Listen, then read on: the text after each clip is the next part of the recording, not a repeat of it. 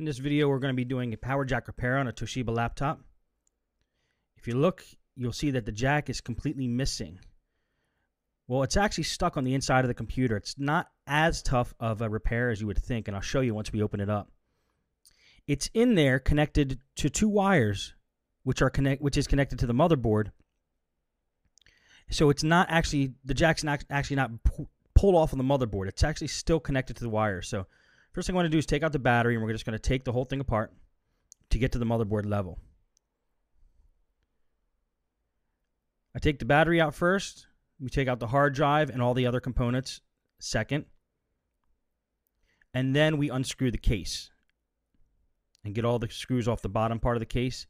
See if there's any screws on the top part of the case. So we get the hard drive out. We're going to take the RAM out.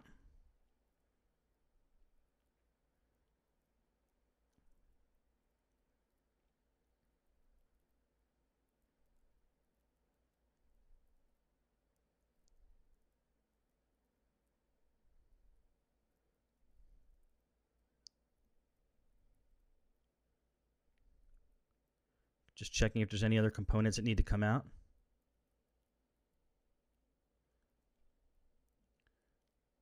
Right now I'm taking out what I think is holding the plate that's above the keyboard onto the computer, because I usually don't take all the screws out of the bottom of the laptop before I take the keyboard off and try to get the screen off. So I'm taking out what I'm guessing are screws that might be holding that plate above the keyboard on. And then I'll flip the laptop over. I'll check to see if those screws were holding it on. If not, no big deal. I had to take these screws out anyway.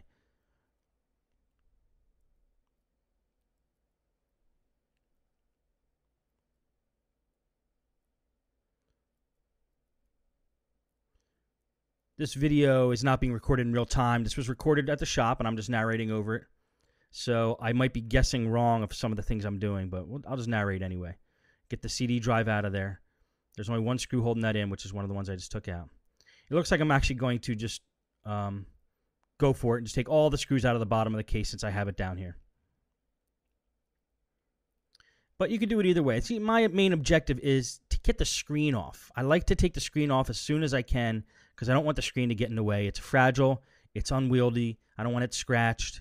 I just want it out of the picture. And the way to do that normally is to get that plate above the keyboard off, and I'll show you when we flip the laptop around. This one might not have that plate. But I figured, since we're down here, let's just take all the screws out of the bottom. It's a matter of preference. Now you're going to see little markings next to each screw hole on the Toshiba laptop here. Those markings tell you the size of the screw that should be in the hole. So I'm just throwing all the screws in one big pile because I know where they go according to those markers on the next to the screw holes. So I don't have to worry about keeping track of the screws as much, which is really nice. And is a nice feature of the Toshiba laptops for us technicians. They've been doing that for years with those numbers next to the screw hole. It's usually letter F with a number, usually a 6, 7, 5, 3. I believe it might be millimeters that it's actually measuring. And then always check the back of the computer. There might be screws back there too holding the screen in. The back panel. Not the underside, just the back panel. You know, the spot where you normally plug in, like power jack or whatever. Okay, I'm thinking all the screws are out. Just want to double check.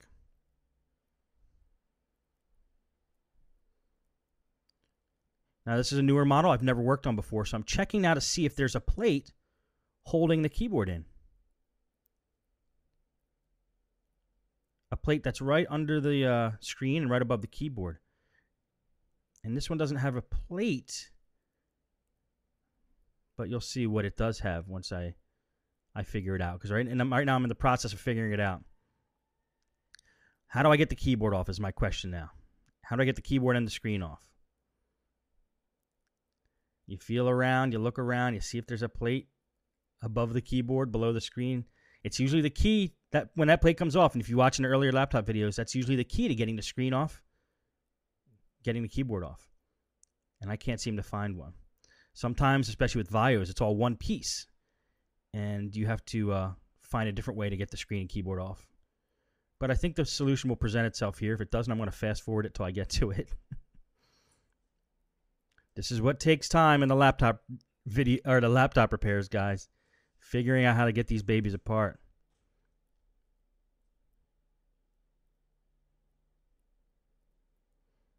Okay, so I'm trying to pull the whole top section off in one piece. It's very unlikely, though, it comes off in one piece because that keyboard is in there pretty solid. It's probably screwed in somehow. I like to use my fingernail so I don't scratch any of the plastic to kind of pry the top and bottom plates apart. And they are coming apart, if you see that. But there's something still holding them in. In some cases, it might be a screw that I missed on the bottom of the computer. In this case, I don't know what it is yet. But remember rule number 1 in laptop repair. I'm probably going to mention this every video. If you have to force it, you're doing something wrong. It's probably going to break. If you have to force anything apart in a laptop repair, don't do it. Stop and find out what's holding it in.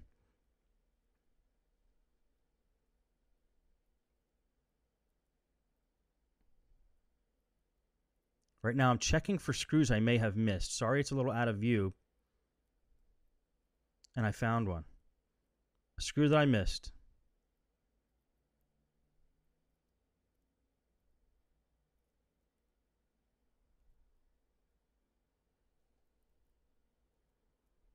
Now let's see if it comes apart. Still prying along the edge. Not forcing it. Knowing that if it's not coming apart, something's holding it in.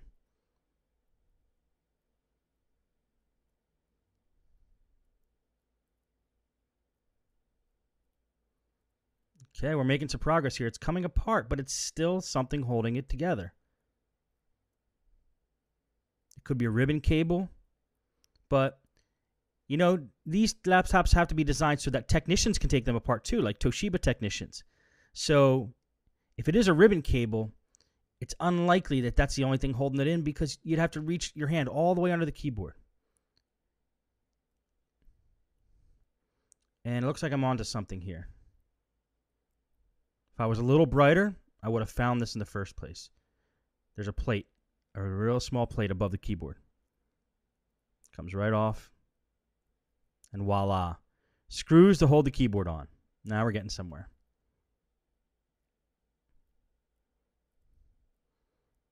See, guys, you just be patient. The solution will present itself every time. Do not force anything. I could have very well broken this laptop and gotten it apart. I learned my lessons. There's a little latch there that keeps the keyboard snapped in after you take the 4 screws out. And then there's a ribbon cable holding it in. Ribbon cables come off in different ways. This is one of the ones that you have to pull it outward. The little brown piece has to be pulled outward, and then the ribbon cable comes out. So you just want to get each side, the left and right side, push it outward. Cable comes right out. Again, ribbon cables aren't meant to be forced out either.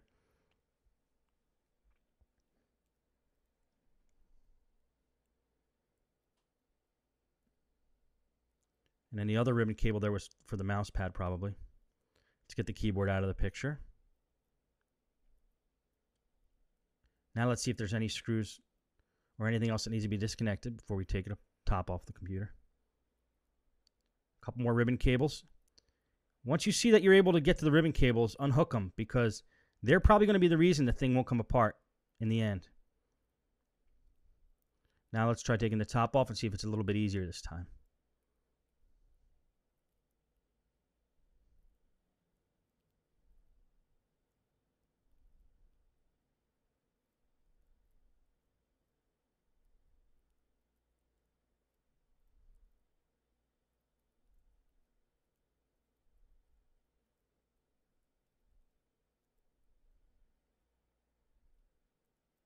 And there was one more wire holding it in. I think it was a speaker for the upper left-hand speaker.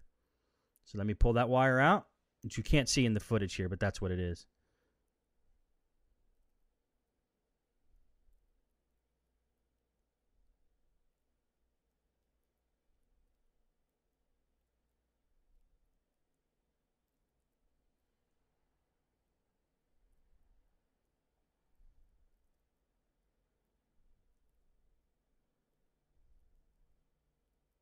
The wire doesn't want to come out. Sometimes the best way to pull those out is just with your fingers, getting your fingers in there. And there we go.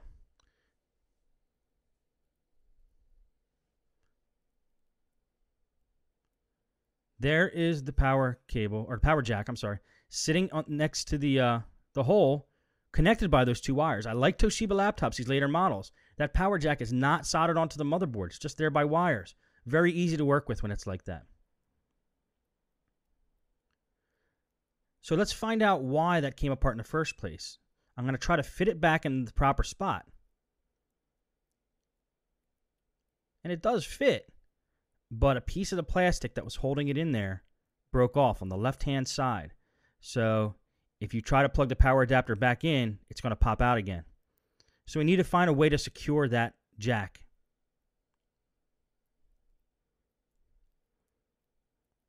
See, it slides in right where it should be, but only the right side plastic is holding it in. So what I'm going to do now is try to find a way to fasten that jack in there so it doesn't move. And here's the solution I came up with. We're going to use a black screw, which is going to screw into the bottom of the laptop through a hole and attach to a standoff that you would use on a motherboard. That standoff is going to be a post, basically, that's going to hold the jack into place. I'm going to put it right up against the back of the jack, drill a hole directly under where that standoff is, screw the black screw through the bottom of the laptop into the standoff, and it's not going to go anywhere once we do that. And that's how the layout's going to be. I'm using a black screw for aesthetic reasons, so it doesn't stand out on the underside of the laptop or look like I did a hack job or anything like that. And then that jack isn't going to go anywhere.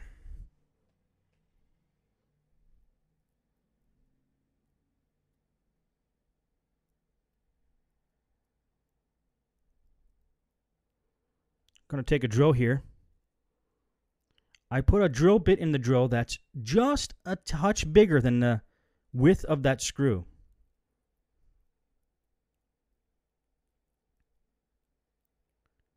You don't want to have too small of a hole that the screw is threading through because the standoff is threaded. You just want to have a screw that's going to fit gently through. You don't want to make the hole too big, otherwise it's not going to gain any traction. It's going to come loose. It might rip through the bottom of the laptop. Now this drill has about 2 seconds left of charge in it, so I just put something under the laptop to hold it up. And the battery just died, but it was enough for me to make a hole. You can see some of the shards of the black plastic coming up through the hole and sitting in the laptop now, which I'll clean up in a second. Just going to put the drill bit back. It's a good thing to do, guys. When you use a tool, put it back where you found it. Don't keep your space messy. I like working in a clean space. I'm going to pull out those shards there so they're not jiggling around inside the laptop when we're done. Put the screw through the hole. Take the stand off, screw it on.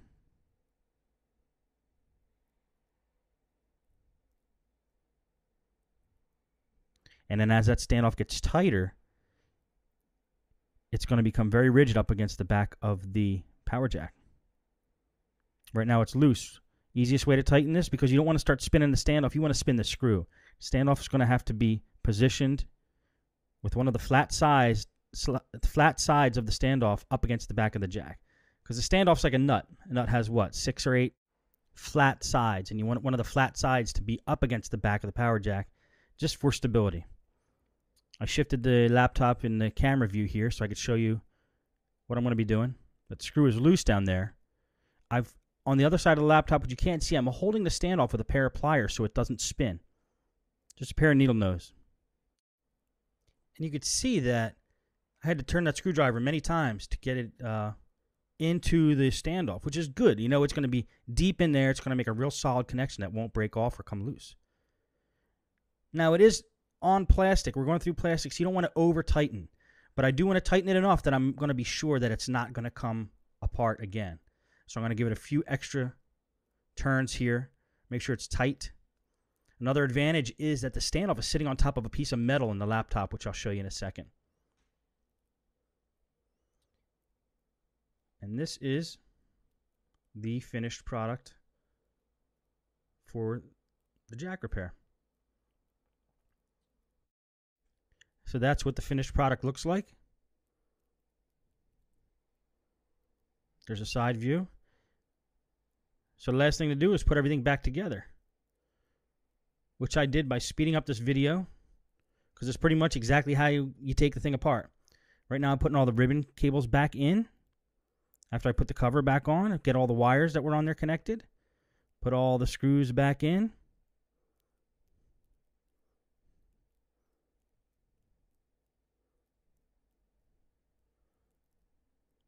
Make sure you get them all in there. You see I have a little pile over there. I know where they go because of the holes, numbers next to the holes, because this is a Toshiba laptop. Almost all of them are like that. Almost all the Toshibas are like that. So that's a good thing for us. Put the CD drive in there. Put the screw in to hold the CD drive. Last thing to do is a keyboard.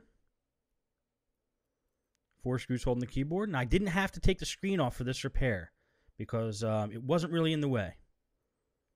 And everything's back together again. Power's on, as you can see.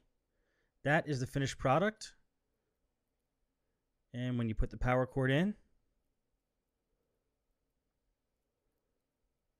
you can push it in, you can move it around a little bit, and it's secure. So that's how you do a power jack repair.